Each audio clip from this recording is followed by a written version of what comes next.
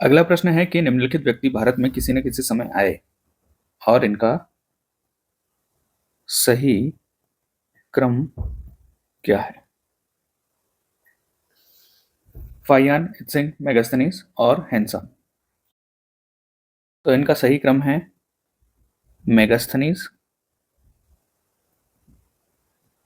मेगास्थनीज के बाद फाहियान, फाहियान के बाद हेंसान और हेंसान के बाद इत्सिंग।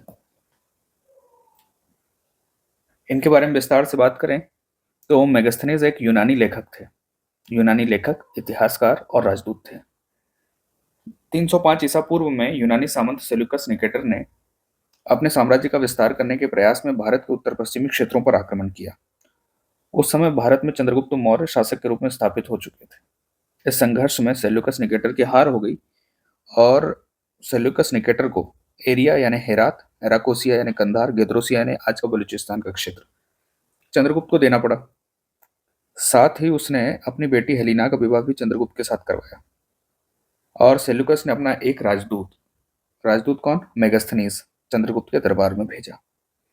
मेगास्थनीज ने भारत के बारे में एक पुस्तक लिखी जिसका नाम है इंडिका, और उन्होंने उस समय मौर्यकालीन भारत के समाज, भूगोल, नगरों, राजनीति और अर्थव्यवस्था आदि के बारे में महत्वपूर्ण जानकारियां दी हैं। इन महत्वपूर्ण जानकारियों में है कि भारत का आकार चतुर्भुज है और यहाँ पर कई नौगम्य नदियां बहती हैं। हिंदू, बौद्ध और जैन धर्मों के बारे में भी उन्होंने लिखा है और उन्होंने बताया है कि भारत में समाज 7 वर्गों में विभाजित है: ब्राह्मण, क्षत्रिय, वैश्य, शूद्र, कृषक, कारीगर और शिकारी। उन्होंने यह भी बताया कि सबसे बड़ा शहर पाटलिपुत्र है। राजा के राजप्रसाद का भी वर्णन किया है और उन्होंने यह भी बताया है कि सैनिकों को वेतन नकद दिया जाता था और राजा स्वयं सेना के प्रबंधन और कार्यों में दिलचस्पी लेता था।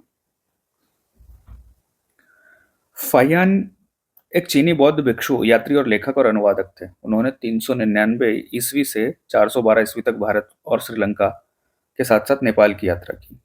उनका लक्ष्य था बौद्ध स्थलों पर जाना और बौद्ध ग्रंथों को एकत्रित करना। उन्होंने अपने अनुभवों को लिखा और फाहियान की यात्रा के समय भारत में गुप्त शासक चंद्रगुप्त द्वितीय यानी कि चंद्रगुप्त विक्रमादित्य का शासन था।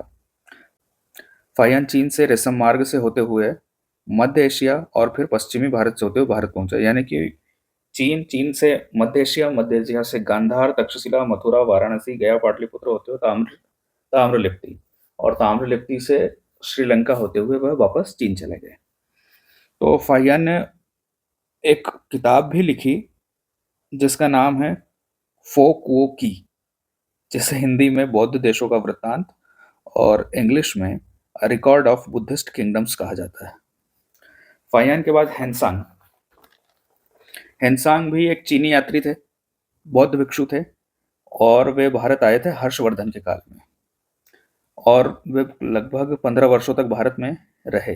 हेनसांग ने सी यू की नाम की एक पुस्तक लिखी है और उसने हर्षवर्धन काल की सामाजिक, आर्थिक, धार्मिक और सांस्कृतिक अवस्था का वर्णन किया है और हेनसांग को यात्रियों का राजकुमार भी कहा जाता है। और हेनसांग के बाद इत्सिंग, इत्सिंग सबसे इन चारों यात्रियों में सबसे अंतिम यात्री थे। इत्सिंग समुद्री मार्ग से लगभग 663 ईस्वी में भारत पहुंचे और इन्होंने नालंदा विश्वविद्यालय में अध्ययन किया। लगभग 10 वर्षों तक भारत में रहे और इन्होंने कई बौद्ध पवित्र स्थलों का दर्शन किया और कई ग्रंथों का अध्ययन किया और अनुवाद किया। इत्सिंग नालंदा विश्वविद्यालय के साथ साथ विक्रमशिला विश्वविद्यालय में भी रहे और फिर चीन लौट गए।